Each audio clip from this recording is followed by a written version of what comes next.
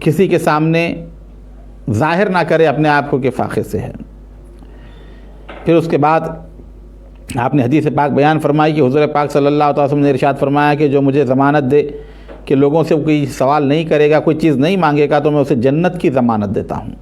یہ حدیث پاک بیان کرنے کے بعد آپ نے فرمایا، حضرت ثوبان رضی اللہ عنہ نے یہ فرمان قبول کیا، یعنی اس کو مانا، بیعت کی، پھر ہرگز کسی سے سوال نہ کیا، یہاں تک کہ ایک دن سوار جاتے تھے، اچانک چابک ہاتھ سے گر پڑا، دوسرے سے نہ مانگا، خود اتر کر اٹھایا کہ جناب رسالت مآب نے سوال سے منع کیا تھا، دوسرے سے نہیں کہا کہ دو۔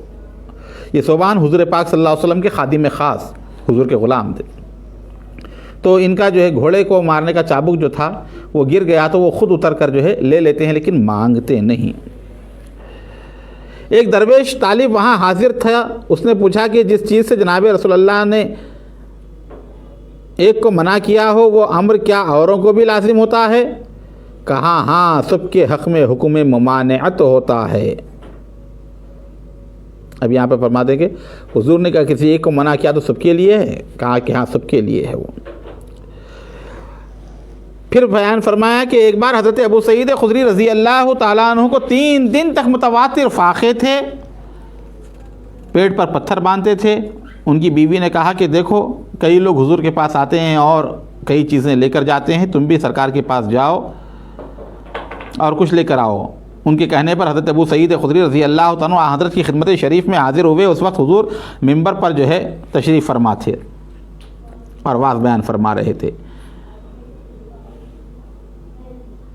حضور صلی اللہ علیہ وسلم سے کچھ سوال نہ کیا اور گھر میں لوٹ آئے۔ ان کے بعد اللہ تعالیٰ نے ان پر اس قدر وسعت کی کہ حساب نہ رہا۔ پھر اس کے بعد حضرت ابو سعید اختار رحمۃ اللہ علیہ کی حکایت بیان فرمائی کہ اس سے پہلے بھی حکایت آئی کہ وہ 3 دن تک فاقے گزر رہے تھے۔ ان کی بیوی نے کہا کہ صرف ذکر کرتے بیٹھنے سے جو ہے ہمارے مسائل حل نہیں ہوں گے، گھر سے باہر جاؤ اور جا کر کوئی چیز کھانے کی لے کر آؤ۔ تو وہ گئے، جا کر بازار گئے تھے تو ان کے اوپر چوری کا الزام لگ گیا اور ان کے ہاتھ جو ہے کاٹ دیے گئے۔ تو وہ ہاتھ لے کر جو ہے گھر کو آئے اور رکھ کر جو ہے کہنے لگے کہ دیکھا جو کچھ ہاتھ پر گزرا، اگر تو بھی خزانہ خدا چھوڑ کر غیر سے امید رکھے گا تو بھی اس سے بدتر سزا پائے گا۔